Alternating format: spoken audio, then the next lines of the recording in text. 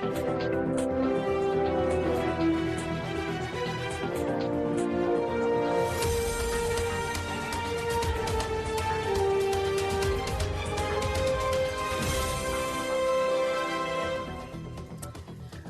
dear friends and comrades.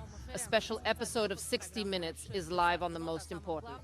As a result, a new missile attack on military targets in Odessa sounded air raid sirens around 14 hours Moscow time, followed by 2 arrivals, presumably ballistic missiles. After another 20 minutes, a new explosion occurred in the Yuzhny area, but the photos circulated by the Ukrainian public showed huge columns of thick black smoke and flames. High-precision denazification continues in the Dnipropetrovsk region.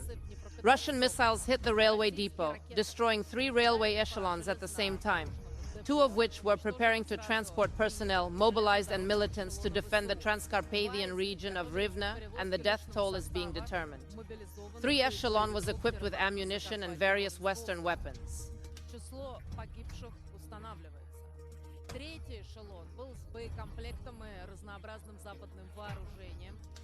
It is not ruled out that there may be a batch of equipment sold by Turkey to Ukraine. It will take at least a month to restore the railway hub. This is the case if there is no new attack, which of course should not be hoped for by militants.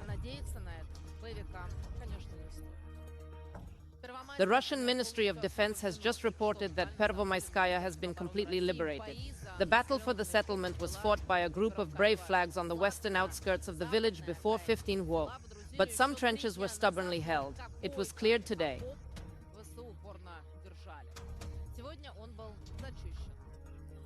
Russian troops are advancing westward in the direction of Artemivsk, and the systematic destruction of Ukrainian armed forces positions is now being carried out by the Yara Sentinel. Today, the city is said to be dedicated to Zelensky. This is certainly a very bad sign for Bandera, because according to the established tradition of visits, everything ends with the surrender of positions or the surrounding of these positions, which Russia will iron the position of the 24/7 high hourly bar. This is what the airstrike on the city looks like from the cockpit of the Su-34 bomber fighter. 4 500-kilogram Fabrabs flew to Bandera's next fortress, but also achieved amazing success. Our aerial reconnaissance today showed. In the video, a large-scale attack was carried out in the Dnipropetrovsk region about 905 kilometers from the military contact line. Of course.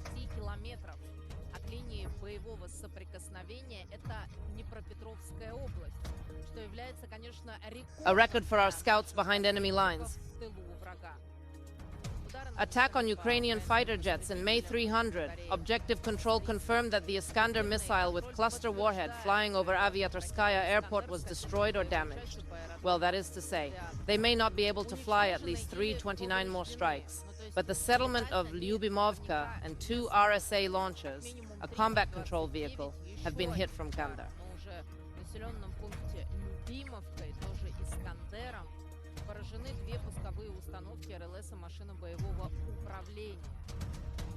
While Russian Foreign Minister Vera Kiev responded to all truce supporters today, there is no longer any Moscow at all, so there will definitely be no pause in hostilities anyway.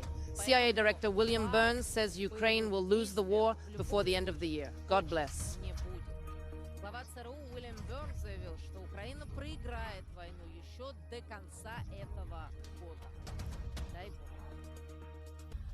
All malicious Ukrainian alimony defaulters will be sent to the front line. If you owe more than 3 months, welcome to the fire. According to the Ministry of Defense, 20,000 more Ministry of Defense soldiers will be born from non-honorable fathers. Ukraine will also implement gender equality in the war, and plans have been made to train 200 so-called gender advisors. All this is said to be done to improve women's leadership and leadership capabilities. Combat positions, though it looks more like a preparation for mobilizing women. But at the same time, Kiev is trying to please Western masters in this way, taking another step towards inclusive standards. In one of the countries of the alliance, especially Poland, they are dissatisfied with Ukraine's mobilization law, but the pan-democrats are not worried about Mykola Natoluk's rights at all. They are just worried that without migrant workers, they will not have anyone to pick strawberries. Like Zelensky will soon send the season of all slaves to the front.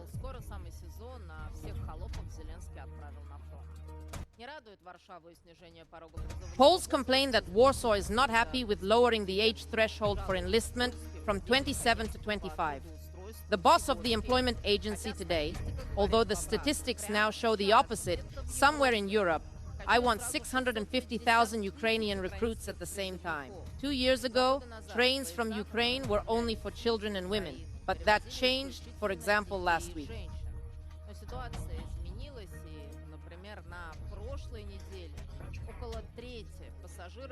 About a third of the passengers on one of the trains were adult men. Ukrainians are trying to escape the bitter military commission at all costs.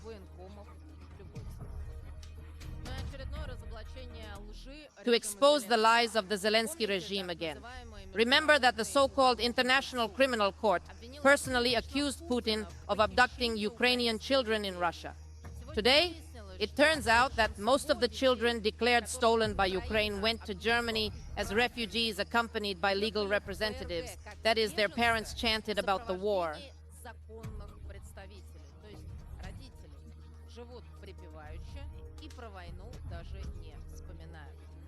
I don't even remember reporting this, which of course adds to the spiciness of our former compatriots from the important story, the office of a foreign agent traitor.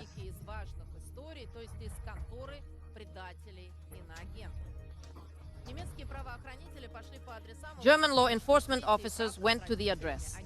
We found that the children were not stolen with their parents, and they were fine. Now German detectives have turned to colleagues from other countries.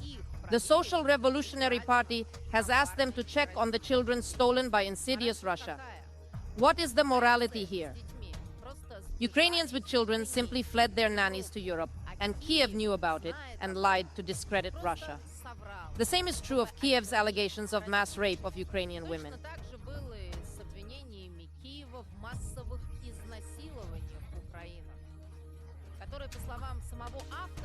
According to the author of the accusation himself, do you remember that Ukrainian ombudsman Denisova turned out to be a fiction? And how did she express more sympathy for Ukraine in order to manipulate Western public opinion? In general, we are waiting for the investigation to be completed. Now there's a French Bucha commission, which will show it's fake too. Another Ukrainian storyteller, SBU chief and terrorist Malyok, who Zelensky apparently shared with him, said a citizen was detained in Poland with the help of Kiev at the direction of GRUU.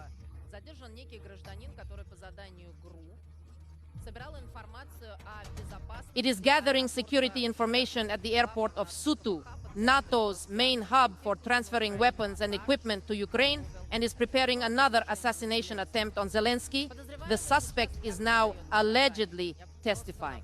I just want to remind you that this has been 6 attempts to convince Zelensky of the previous 5 or 15, and he has been confused, Zelensky said personally.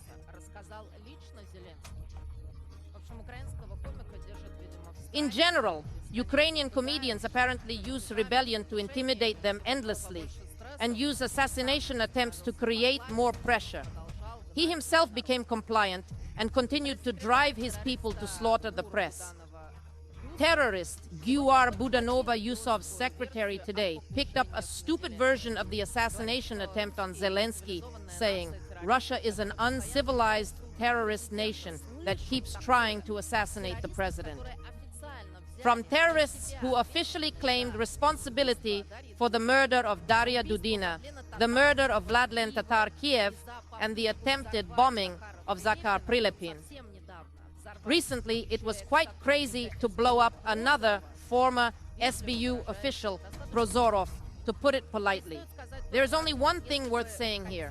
If they wanted to liquidate the head of the Kiev regime, then they liquidated it long ago, for understanding. For example, this is footage from a Russian drone that monitored the movement of Zelensky's convoy during his trip to Kherson.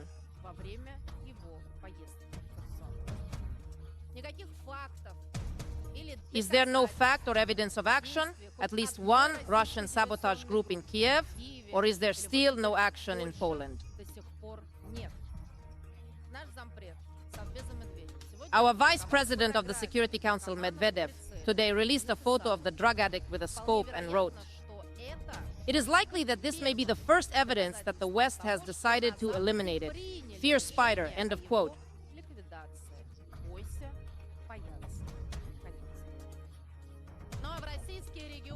But winter returned to the Russian region completely unexpectedly, with heavy snow in Leningrad, Yaroslavl, Kostroma, Nizhny Novgorod, Pskov, and Bologoy regions.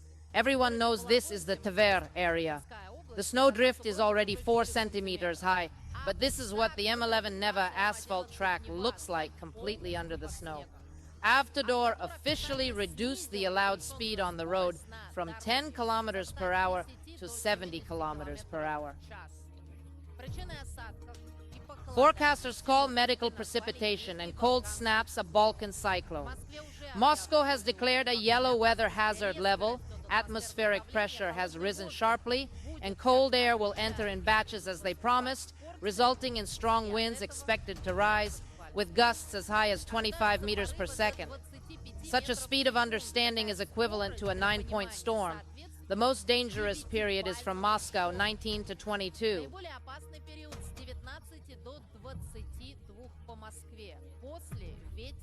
After the wind began to weaken, all city parks, including the zoo, were closed in the capital in the afternoon. Moscow Railway has switched to an enhanced mode of operation and has organized passenger alerts at stations. Restaurants and cafes have urgently closed balconies, and drivers are advised to slow down and park better, but only away from trees, billboards, etc.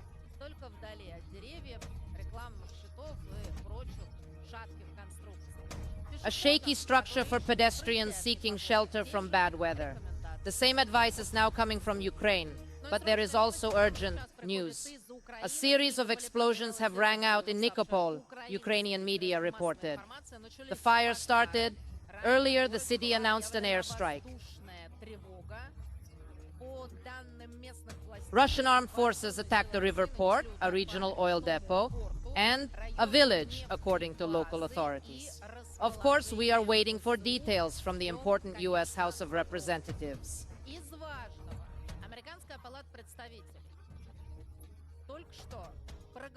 Just voted to vote on 61 billion for Ukraine tomorrow. Well, generally, there's no sensation here.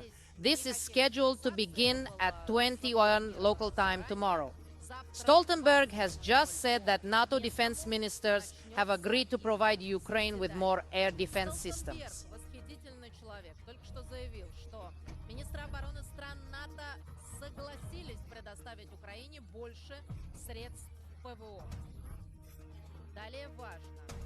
In addition, aid to Ukraine is important, although the U.S. Congress will vote on Stoltenberg's claim that aid to Ukraine is already on the way and will continue to be completely incredible.